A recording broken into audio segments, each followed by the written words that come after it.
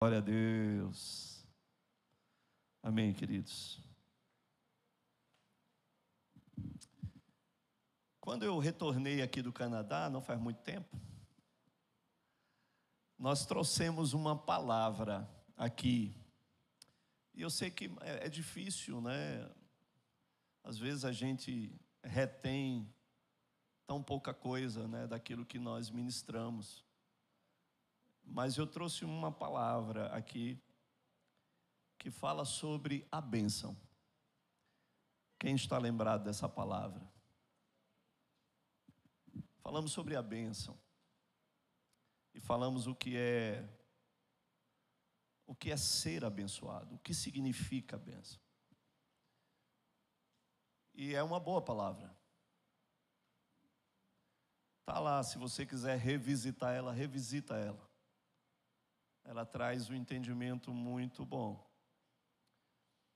E essa palavra, ela tem um desdobramento dessa palavra, que eu vou ler aqui, baseado naquilo que nós ministramos. E eu não ministrei ela de novo, por conta de que alguns acontecimentos inquietou meu espírito profético e fez com que eu trouxesse a palavra de domingo passado, né?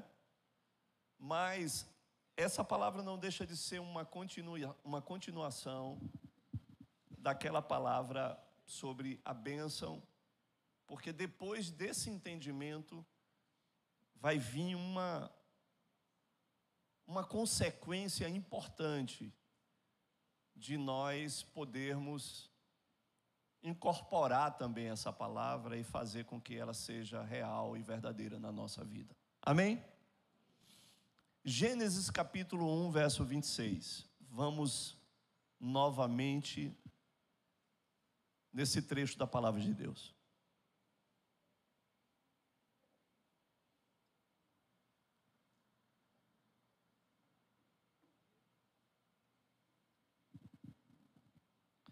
Gênesis 1, 26 diz o seguinte: Também disse Deus: façamos o homem à nossa imagem, conforme a nossa semelhança, e tenha ele domínio, diga domínio.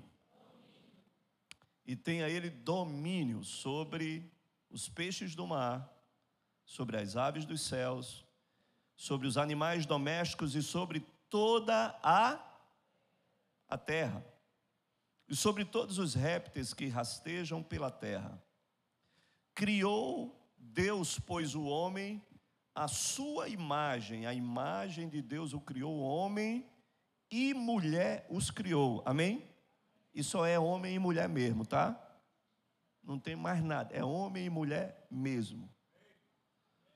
E Deus os abençoou e lhe disse: sede fecundos, multiplicai-vos, enchei a terra e sujeitai-a, dominai-a sobre os peixes do mar, sobre as aves dos céus e sobre todo o animal que rasteja pela terra.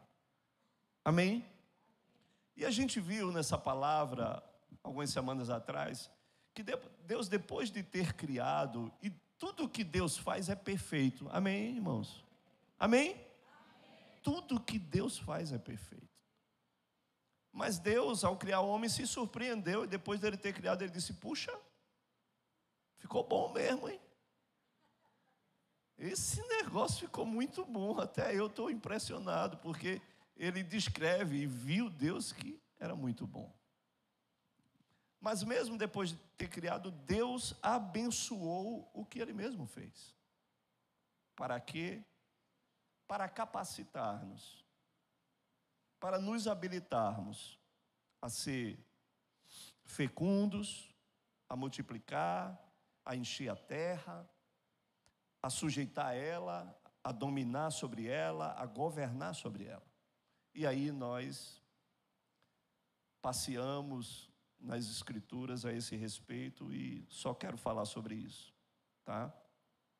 Mas tem algo que é muito importante, eu quero estar colocando essa noite, que fala que depois que Deus abençoou, né, Deus declarou uma sentença para nós, para que nós pudéssemos ser fecundos, para que nós pudéssemos frutificar, né? Então, o propósito de Deus é que todos nós pudéssemos ser frutíferos. Diga, frutíferos. E depois de ser frutífero, podermos multiplicar esse fruto, a tal ponto que a terra se encha. Então, o que é que isso traz para nós? Que a frutificação, ela sempre vai vir antes da multiplicação. Amém? O fruto sempre vai vir antes do processo de multiplicação. E a frutificação também ela é oriunda de um processo. O fruto, ele não é gerado de forma aleatória. Há um processo até que o fruto ele seja evidenciado. E esse processo, ele depende da escolha das sementes, ele depende de uma boa preparação do solo, ele depende de uma adubação, ele depende de uma regação, de você regar, de você proteger das pragas, até que o fruto ele se manifeste, até que você produza o fruto, porque o fruto ele não vem de qualquer jeito, ele depende de todos esses fatores e cuidados. E a bênção de Deus, ela nos dá a capacidade de poder ser frutíferos. Amém? Mas não ignoramos o processo. Há um processo nisso. E a Bíblia, ela fala sobre esse processo. A Bíblia fala sobre a questão da parábola do semeador. Ela fala da semente, ela fala do solo. Ela fala que depende da semente, mas também depende do solo. A palavra de Deus também fala dessa questão, né, da árvore que não frutifica e que muitas vezes ela haveria de ser arrancada ali sobre o viticultor, e o viticultor disse, não, deixa aqui, eu quero escavar a terra e adubar novamente para ver se... Ou seja, a Bíblia ela é muito rica sobre isso, né? A Bíblia ela fala sobre as raízes. Nós tivemos aqui, né, um momento onde eu ministrei sobre a questão da semente, sobre a questão da raiz, sobre a questão do fruto, da poda, porque há uma riqueza muito grande dentro desse processo. E tudo isso culmina na questão do fruto, amém? O fruto é a culminância de tudo isso, é a frutificação, né? Mas...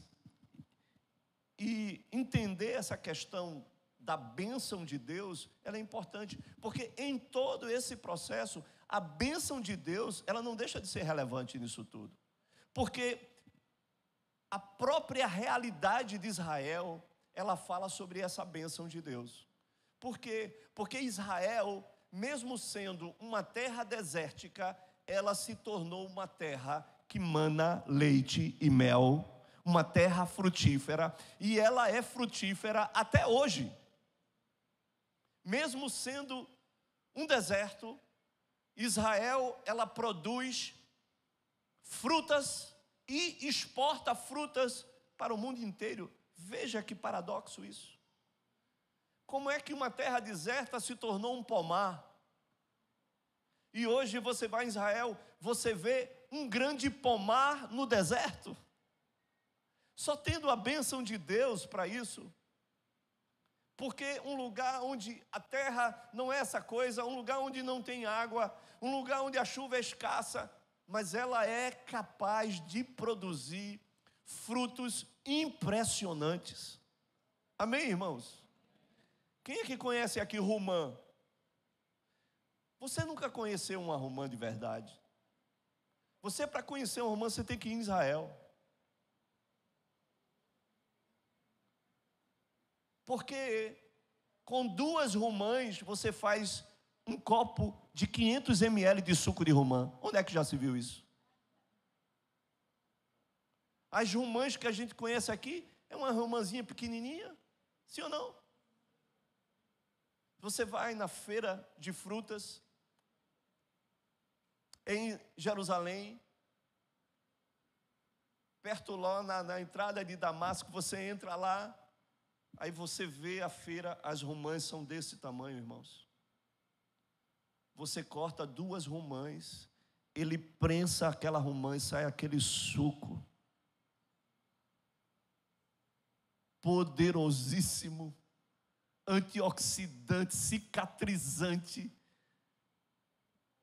uma riqueza. Fomos em Jericó, quando chegamos num restaurante em Jericó, tinha um pé de uma fruta. Só que a fruta era desse tamanho, uma bola de futebol de salão. Pois é, quando chegou, disse: que fruta é essa? Eu não sabia que fruta era. Eu digo: me diga que fruta é essa. Ele disse: você não sabe que fruta é? Eu digo: não sei que fruta é essa. É uma laranja.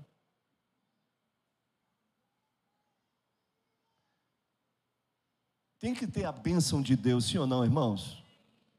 Então a bênção de Deus, ela revela uma realidade atípica, uma realidade que transcende o normal, que transcende o ordinário. Mas a gente entende que a questão de gerar o fruto, ele é muito importante. Em Mateus 3,8, ele fala sobre o fruto que nós devemos produzir. O fruto que precisa ser gerado e que há uma expectativa para que seja esse fruto gerado por nós. Mateus 3,8 diz: produzir. Amém? É imperativo. Não é opcional. Ele está dizendo: olha, você precisa produzir isso.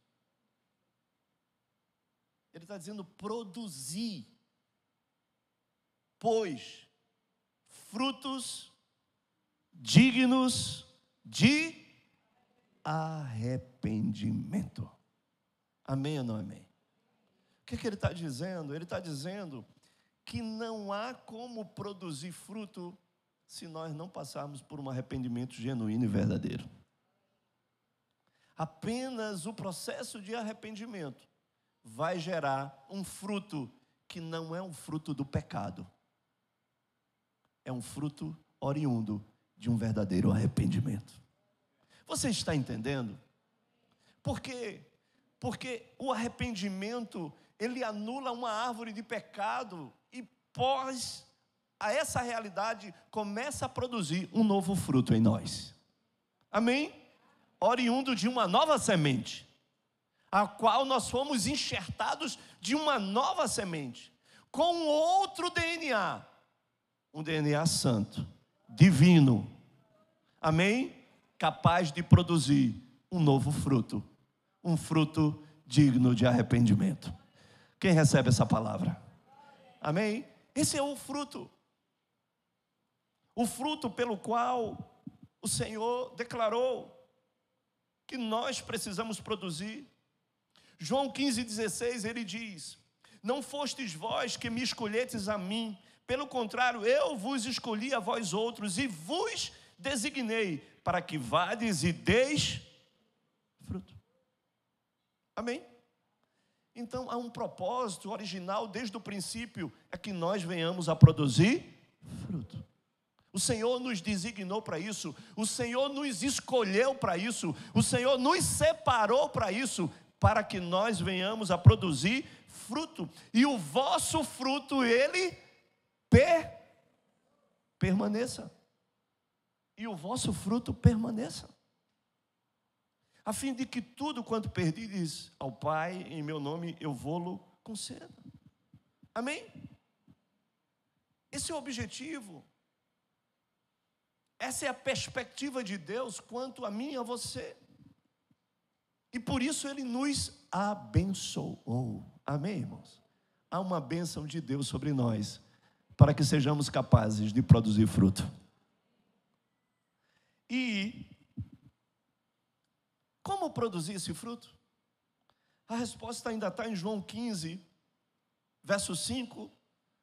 É o segredo de como produzir esse fruto. E ele diz: eu sou a videira e vós os... E quem permanece em mim e eu, esse dá o quê? Esse não dá fruto. Esse dá muito fruto. Diga para a pessoa do seu lado: você foi criado para dar muito fruto. Amém ou não amém? Você foi criado para dar muito fruto. Mas o segredo e a realidade é você permanecer onde? É você permanecer onde? Na videira. Nele. Nele. Nele. Só existe essa opção. Ele diz: eu sou a videira, vós sois os ramos. E todo o ramo que não permanece em mim, esse não pode dar fruto. Mas aquele que permanece em mim, esse dá muito fruto. Então, queridos, nós não temos como produzir frutos se nós não permanecermos nele. E de que forma?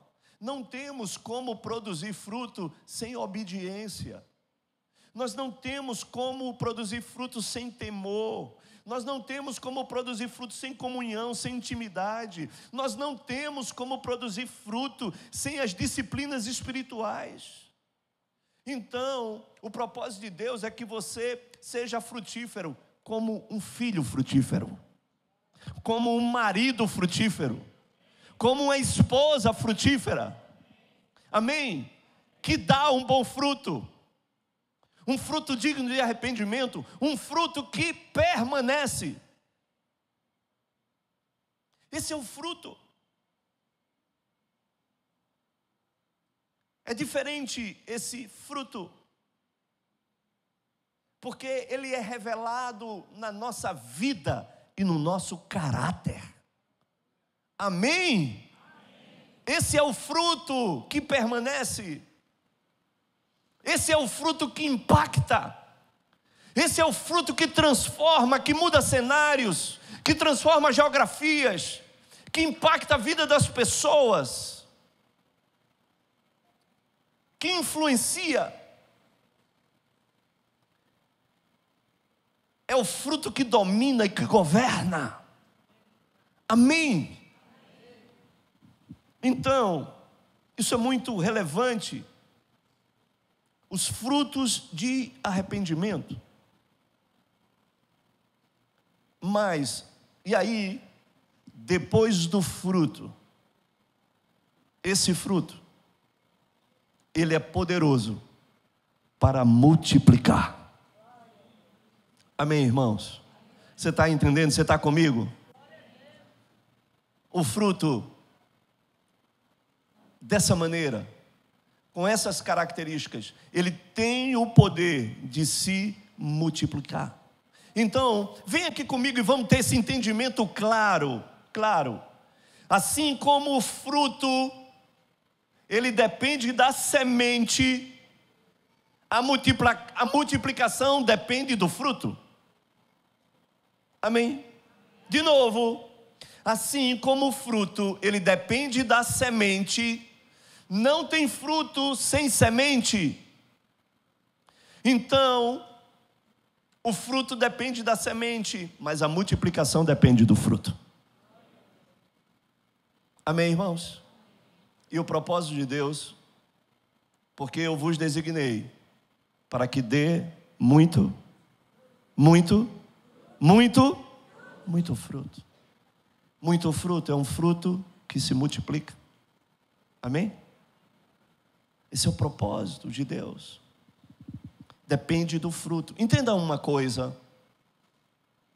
Preste atenção. Nós somos uma igreja celular. A gente trabalha com células, amém? E a célula, ela tem um significado muito importante na questão do corpo. Amém? Por quê? Porque as células, elas existem no nosso corpo também para se multiplicar. Entenda isso, que eu tenho aqui um bocado de professora de biologia. Me corrijam, professoras. As células no nosso corpo, elas precisam estar em constante multiplicação. Elas não podem parar de se reproduzirem. Porque se ela parar de se reproduzir, de se multiplicar, nós morremos. Estou certo, professora? Se pararmos de produzir glóbulos vermelhos, glóbulos brancos, tecidos se renovarem, renovação celular, nós morremos. As células, elas precisam estar em constante multiplicação. Você está entendendo isso? Agora, entenda uma coisa. Nem sempre toda célula que se multiplica, ela é uma boa célula. É por isso que o fruto, ela é muito importante para multiplicar. Porque tem célula ruim que também se multiplica. O câncer é uma célula ruim que também consegue se multiplicar. Você está entendendo? Então tem célula que se multiplica para a vida, mas tem célula que pode se multiplicar para a morte.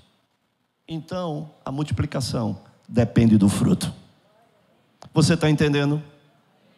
O fruto faz toda a diferença dentro desse processo. Precisamos olhar para o fruto. Então, depois de frutificar, de multiplicar e de encher a terra, aí o Senhor chega e diz: agora domine, sujeite ela, governe sobre tudo isso. Então, o Senhor, Ele está dizendo para nós, o Senhor está declarando para nós, depois de passarmos por todo esse processo e de Deus nos abençoar, nos capacitando para que nós tenhamos a condição de sermos frutíferos, amém? Com vida e caráter de Deus, com frutos dignos de um arrependimento genuíno que gerou mudança na raiz e no fruto. Mas o Senhor, Ele está dizendo: olha, você frutificou, você multiplicou, encheu. Agora você precisa gerenciar tudo isso. Você precisa dominar sobre tudo isso, sujeitar sobre tudo isso.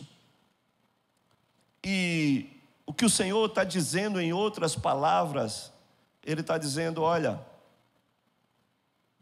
domine sobre o crescimento, governe sobre a multiplicação, sujeite tudo aquilo que encheu a terra sobre a abundância, governe sobre a abundância, governe sobre a frutificação e a prosperidade, governe sobre a bênção. Amém? Porque o Senhor falou os passos. Ele disse: sede fecundos, multiplicai-vos, enchei. Depois de você passar por esse processo, você vai precisar gerenciar ele, governar sobre ele, sujeitar ele. Então, em outras palavras, o que é que o Senhor está dizendo? Governe sobre tudo isso. Amém? Governe sobre a multiplicação, sobre o crescimento, sobre a abundância, sobre a prosperidade. Governe sobre isso.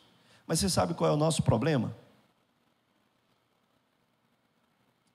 É que quando isso acontece na nossa vida, a nossa tendência não é governar, é ser governado por essas coisas.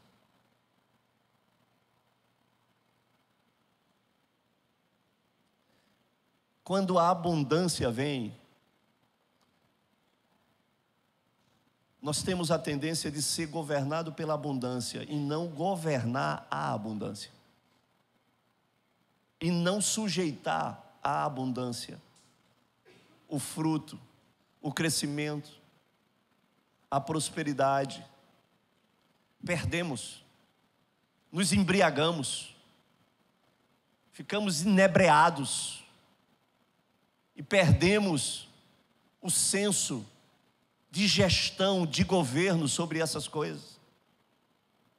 E é triste, muitas vezes, a gente perceber que tem muita gente que consegue governar e ser fiel ao Senhor em cima de 100, de um ganho de 100, você permanece fiel ao Senhor.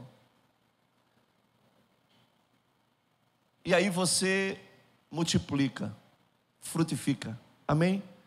Esse é o caminho normal com a bênção de Deus, sim ou não, irmãos? Sim ou não? Quem viveu isso e quem está vivendo isso aqui? A bênção de Deus traz isso. É um caminho natural para isso. Então, quando nós fazemos isso, mais, às vezes nós somos fiéis no 100, somos fiéis no 1000, mas quando o Senhor traz uma abundância maior e governa e traz um crescimento maior, e quando chegamos a 10.000, nós achamos que é demais. E aí nós passamos a ser infiéis. Porque perdemos o governo do crescimento e passamos a ser governados por ele. Tem muita gente que cresce,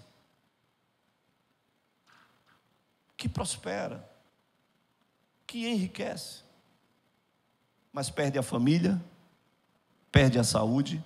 Você já conheceu alguém assim? Eu já conheci muita gente assim.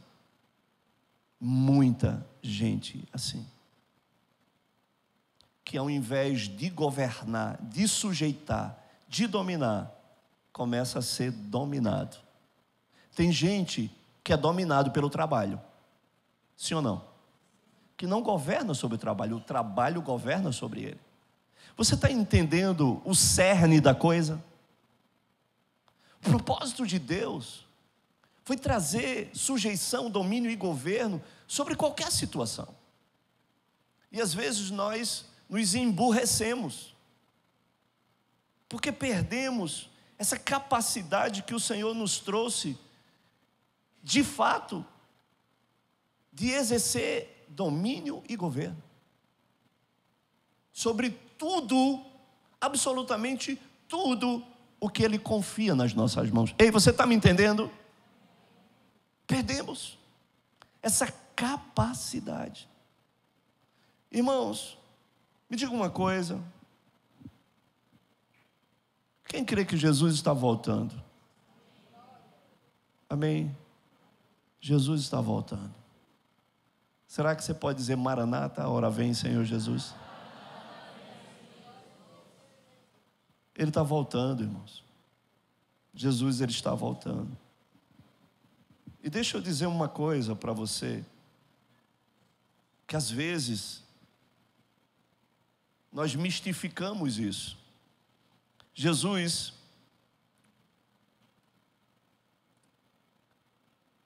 Ele não veio e Ele não vai voltar.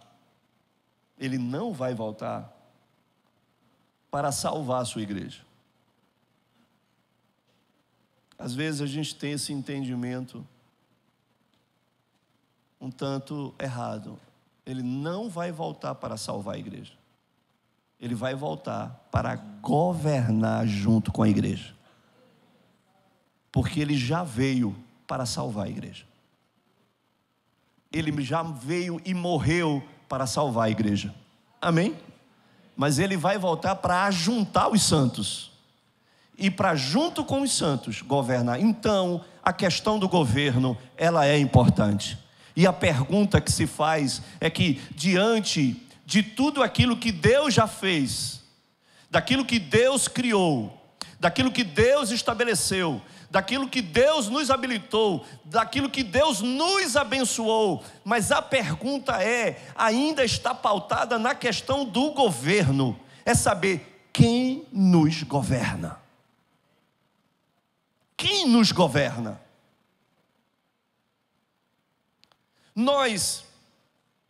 O que é que o governo tem exercido sobre a nossa vida? Porque se nós não tivermos de forma muito clara o entendimento do governo de Deus, quando Ele voltar para exercer o seu governo juntamente conosco, nós estaremos perdidos, porque a gente não sabe o que é governo. Você está me entendendo? Eu estou vendo tanta gente com a cara de interrogação. Precisamos entender essa questão de quem nos governa. Porque a volta do Senhor Jesus é uma volta para governar e estabelecer o seu reino sempiterno, eterno, para sempre. E Ele virá e juntará todos os santos para isso. A salvação, ela só foi o começo. Amém, irmãos? Ei, irmãos, a cruz é o começo. A cruz foi o começo de tudo. Tudo começou a partir da cruz. A cruz é o ponto de partida. A cruz é a virada de chave para a nossa mudança de vida. A salvação também é o começo. Mas a parte mais importante é entender o governo. Precisamos entender o governo de Deus.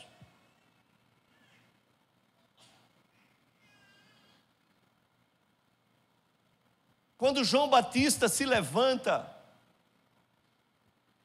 no início de tudo, a palavra de Deus era uma só: arrependei-vos, porque é chegado o quê? O reino dos céus. A palavra era uma só: arrependei-vos, porque há um governo que está descendo do céu para a terra, e esse governo não pode ser estabelecido sem arrependimento. Jesus veio depois e Ele declarou a mesma coisa: arrependei-vos, porque o reino dos céus chegou. Ele está dizendo: o governo de Deus, o governo dos céus, Ele está chegando sobre nós. E o governo é a soberania do rei, é a vontade do rei, é o senhorio do rei, é o rei de fato reinando, é o rei de fato governando. Amém? Isso é o reino. E nós temos orado: venha o teu. Estamos dizendo: venha o teu governo sobre mim. Venha o governo de Deus. O governo de Deus, o reino de Deus, é a capacidade que Deus nos dá de governar sobre o muito que Ele tem para nos entregar. Você está entendendo? Um homem foi levantado em uma nação chamada o Egito. Uma palavra, uma revelação foi liberada, onde haveria de ter escassez. Mas antes da escassez, haveria 7 anos de muita abundância e fartura. Amém ou não amém? E um homem se levanta com uma palavra e uma revelação para o faraó. Disse: olha, vai vir 7 anos de muita fartura. Os campos, eles florescerão e eles darão muito fruto. Mas tem uma coisa: vai ter 7 anos de muita escassez. Então Deus levanta um homem para governar. Ei, olha aqui para mim. Deus levanta um homem para ser governador do maior império, e ele governou sobre a abundância que Deus trouxe. Ele gerenciou a abundância para que na escassez não se faltasse. Você está entendendo? Você está compreendendo o que é governo? E essa capacidade que Deus quer nos dar, que já nos deu, para entender qual o propósito dele sobre a terra. Governo de Deus. Só podemos ter sucesso no governo quando o governo de Deus está sobre nós. Amém? Há uma jurisprudência espiritual. Quando eu vou ter êxito no governo? Quando o governo de Deus estiver estabelecido na minha vida. Porque se tem governo de Deus sobre a tua vida, vai ter capacidade de você exercer governo. Você está me entendendo?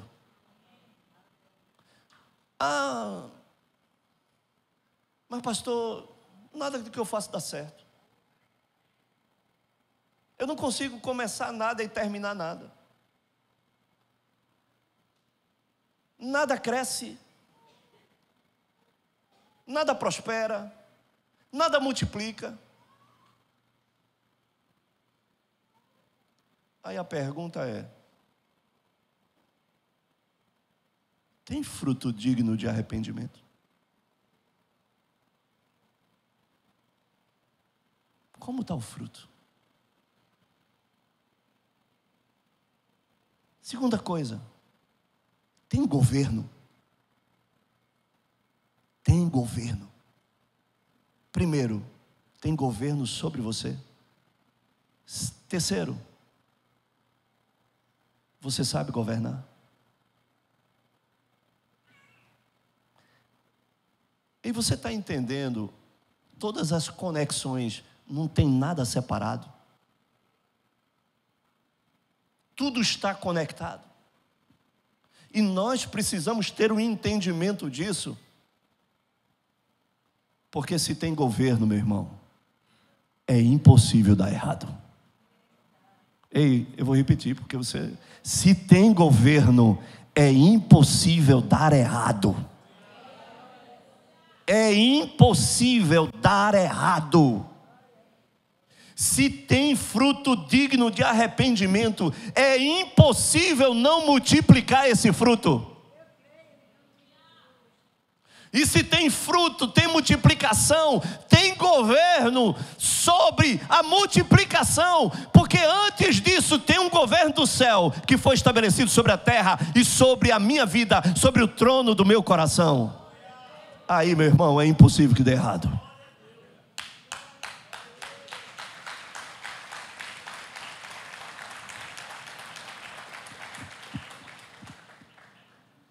Nós temos, às vezes, uma dificuldade de entender a nossa importância em trazer o reino e a sua justiça.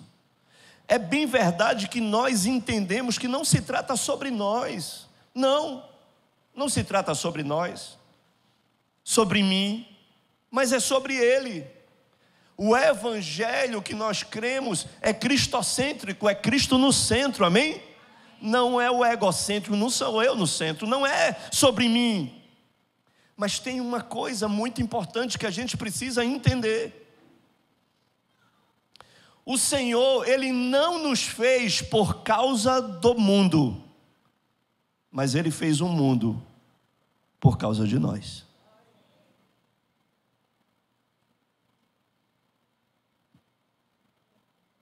Ele não fez um mundo. Não nos fez. A ordem é inversa. Ele fez um mundo por causa de nós. Sabe por quê? Porque o texto ele diz: Ele me elegeu antes da fundação do mundo. Você está entendendo? Antes de criar o mundo, o Senhor já havia projetado você. Antes da criação. E tem mais. Quando Deus criou todas as coisas, Deus simplesmente ele falou, haja luz. Mas quando ele fez o homem, ele disse, façamos o homem.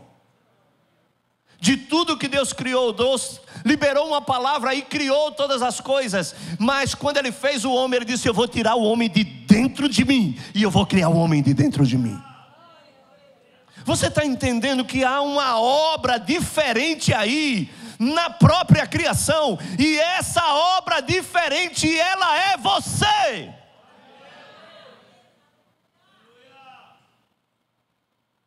Ele disse, façamos. Ele nos tirou dele mesmo. A nossa estrutura é a estrutura dele. O tripé da criação é o tripé dele. Ele nos tirou dele, porque dele, por ele e para ele são todas as coisas.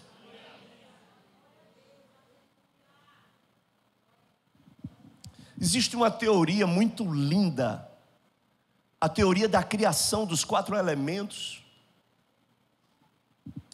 E essa teoria da criação dos 4 elementos fala que os elementos são terra, água, ar e fogo. E tudo é oriundo dos 4 elementos. Nós também fomos criados do barro da terra. Boa parte do nosso corpo é água. Quantos por cento do nosso corpo é água, professora? 70% do nosso corpo é água. E diz que depois que Deus cria, Deus chega diante de nós, coloca face a face e Ele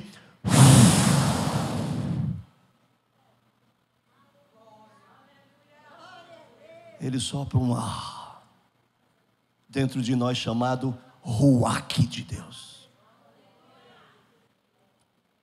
Aí só ficou faltando o fogo. Mas um homem disse certa vez, olha, eu vos batizo com água, mas vem aquele que vos batizará com o Espírito e com fogo.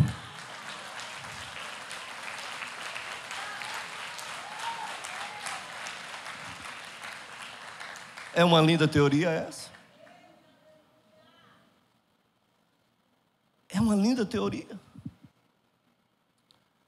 Mas precisamos entender uma coisa, no meio disso tudo, sobre o domínio,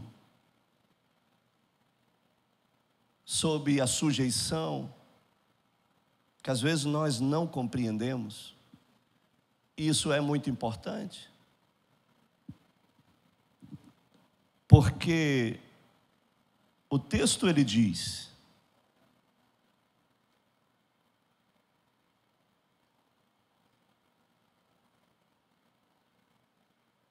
o texto de Gênesis ele diz, e Deus abençoou, e lhes disse, sede fecundos, multiplicai-vos, enchei a terra e sujeitai-a, dominai-a.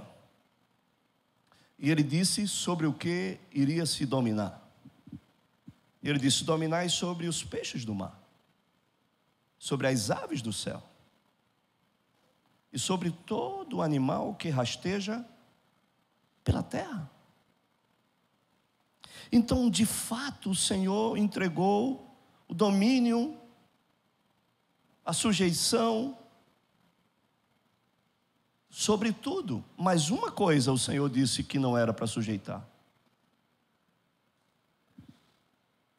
É que, dentro do domínio, um homem não vai dominar outro homem. Porque toda forma de dominação do homem, ela é maligna e ela é satânica.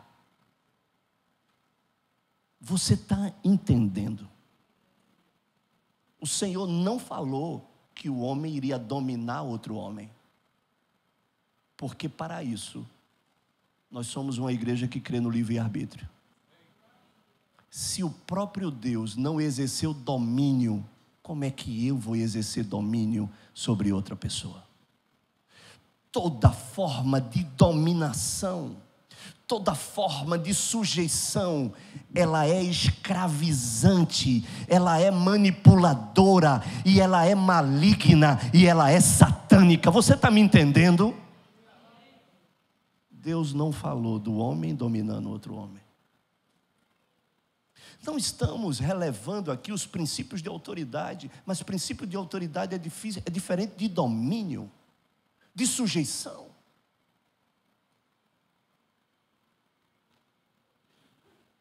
É por isso que o comunismo é satânico, é maligno, porque é uma forma de dominação.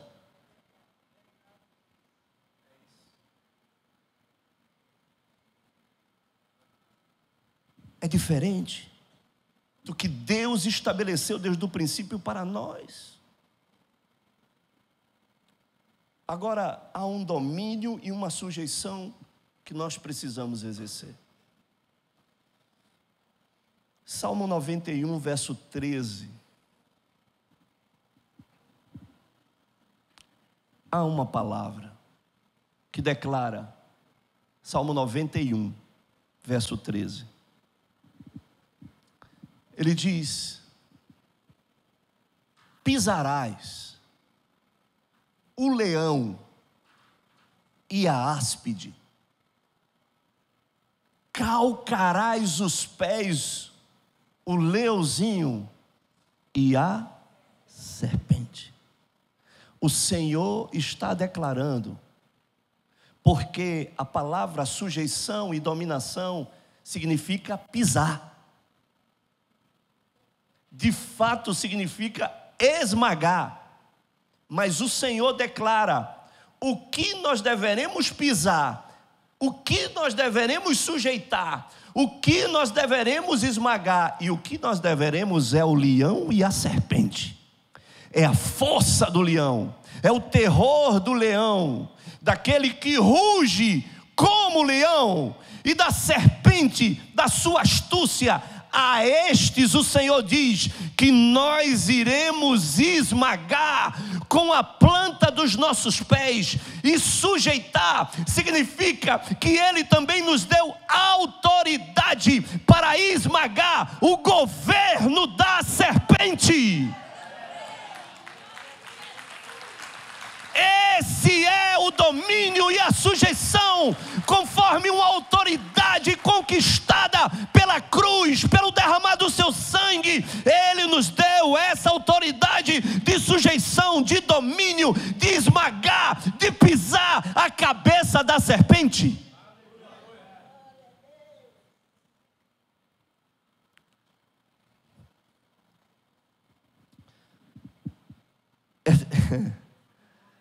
Romanos 16, 20 fala algo poderoso, irmãos, que define tudo isso.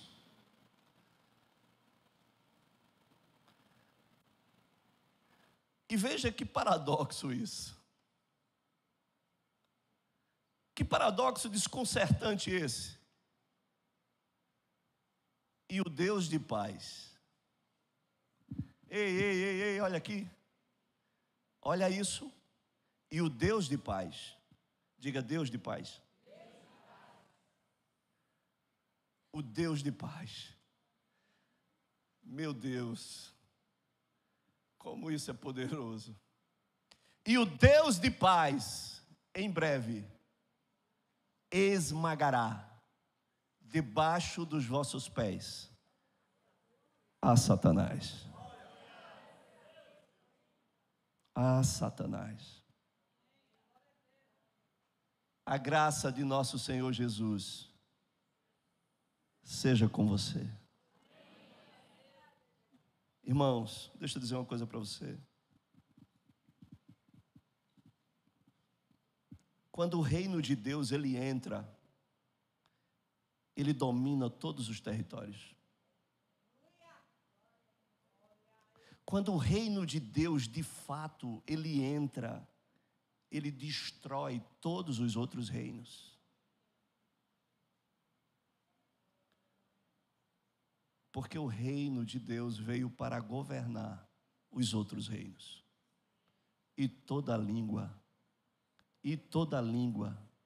tribo, raça, nação, e toda língua confessará, e todo joelho se dobrará, e declarará que só Ele é o Senhor.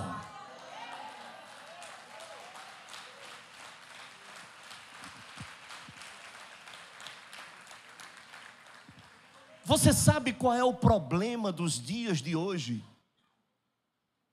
Os problemas do dia de hoje, no que tange a questão do cristianismo, é por causa do reino de Deus. Porque quando o reino de Deus entra, irmãos, é um desespero para os outros reinos. Porque, veja que coisa, através do fruto, o fruto produz uma revolução. Olha para você, veja a vida que você tinha. Quando o fruto começou a brotar na sua vida, a sua família foi transformada e ela não é mais a mesma. Começou uma revolução na sua casa. Sim ou não? Quem viveu e quem vive uma revolução na sua casa? O território da sua casa, ele mudou. E quando o reino de Deus entra, ele começa a exercer um domínio, uma influência, um governo, aonde quer que ele esteja. E é por isso que os reinos dessa terra, é por isso que os poderosos dessa terra, eles não conseguem suportar o poder desse reino de paz. Como um reino de paz, ele esmaga a todo outro reino, e é isso que eles não conseguem entender. Nós entramos através de um Deus de paz, para romper, para quebrar, para transformar, e não é com guerra, não é com arma, não é com luta, é um reino de paz, que entra para transformar, que entra para mudar o cenário, o contexto, e isso eles não conseguem suportar.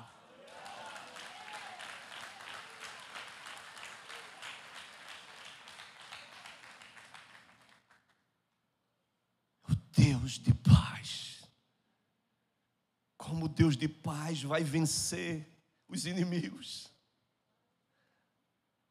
Que paradoxo! Que paradoxo!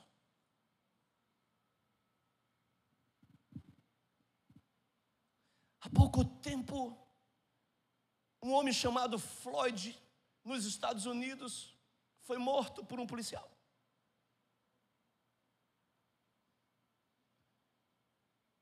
A pauta identitária do racismo gerou uma convulsão social nos Estados Unidos. Se quebrou, se matou policiais. Queimaram, destruíram tudo. Depois descobriram quantas passagens na polícia aquele homem tinha. Quantos crimes eles haviam cometido e que a história não era bem aquela. Mas a reação ativista, quebrando, queimando, matando. Recentemente um homem foi também morto, Charles Kirk,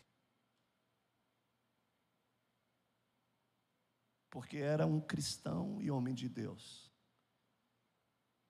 Mas a revolução foi uma revolução de pessoas que estão se juntando para orar nas faculdades, de pessoas que estão se levantando de uma forma completa. Ninguém quebrou nada, ninguém incendiou nada, não houve vingança de querer matar nenhum outro ativista, muito pelo contrário, porque é o reino de paz esmagando a cabeça de Satanás. Você está entendendo? Isso é governo de Deus. Governo de Deus. E quando o Senhor governa, não há outro reino, não há outro poder. Ele disse que Ele nos transportou do império das trevas para o reino do Filho do seu amor. A nossa revolução é uma revolução de amor. Amém? E por isso, nós vamos avançar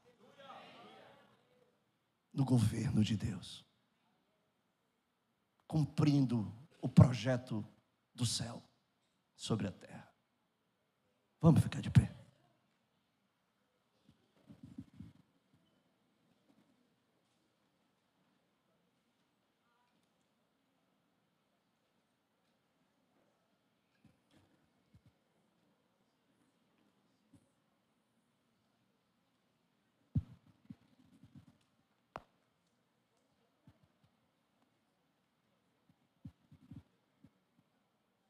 Quem te governa? Quem está te governando? Porque disso depende se o governo de Deus de fato é real sobre a nossa vida. Entender o governo. Quem nos governa? Como eu exerço o governo? Para quem eu vou governar? Onde eu estabelecerei o governo de Deus? Isso define, irmãos, nosso propósito, nossa missão. Isso define o êxito. Isso define o cumprimento da palavra de Deus. E o cumprimento da palavra de Deus, queira você crer ou não, é esse. Deus, Ele chegou e disse: sejam fecundos, multipliquem, encham a terra, sujeitem-a, dominem-a, governe sobre a abundância, governem sobre a prosperidade, sobre a bênção, mas não sejam governados por ela. E se o governo de Deus, de fato, Ele for real sobre nós, nós seremos governados pelo céu e exerceremos o governo do céu sobre a terra.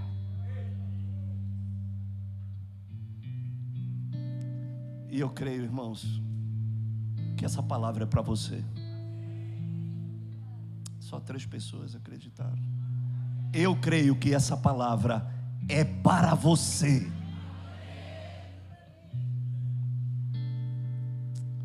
Ah, Espírito Santo de Deus, Senhor, mais uma vez nós nos achegamos diante de Ti, Senhor. E nesse momento, Senhor Deus, nós colocamos a nossa vida diante de Ti, Senhor. Nós entendemos a importância da bênção de Deus.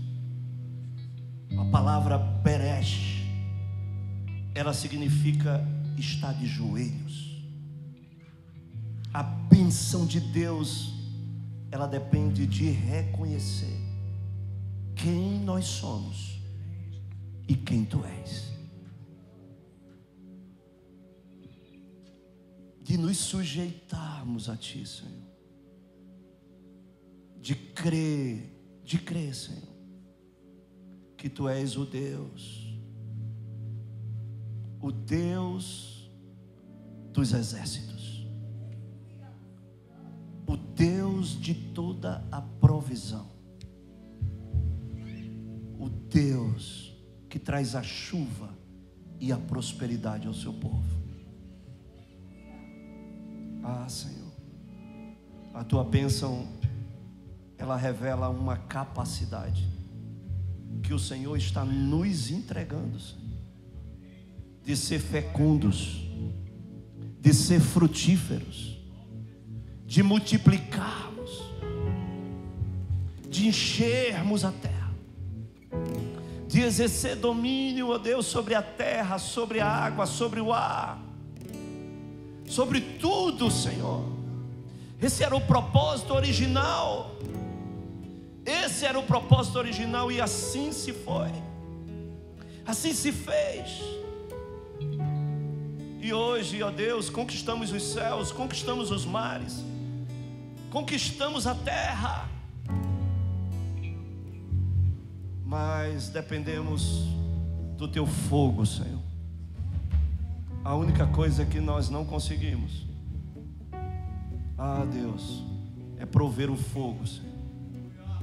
Precisamos do fogo, Senhor. Precisamos daquele que batiza com fogo, Senhor. Precisamos, Senhor.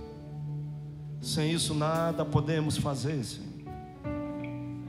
Essa noite nós colocamos a nossa vida diante de Ti.